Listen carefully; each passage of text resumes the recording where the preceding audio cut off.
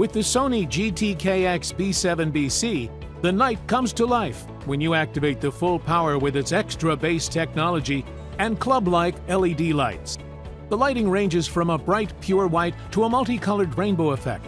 You can change the power and speed of the lights to match your party atmosphere, and you can even set the lights to flash in sync with the beat of the music.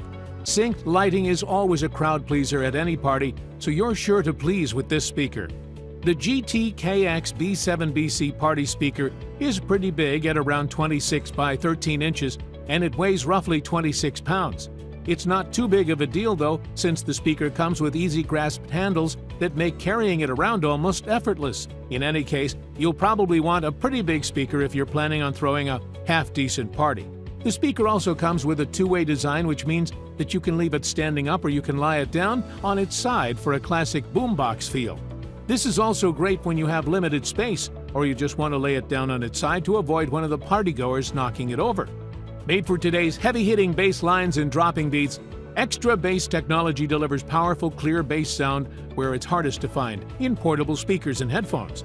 The result is a full, deep, resonating sound that's perfect for EDM, hip-hop, and other music.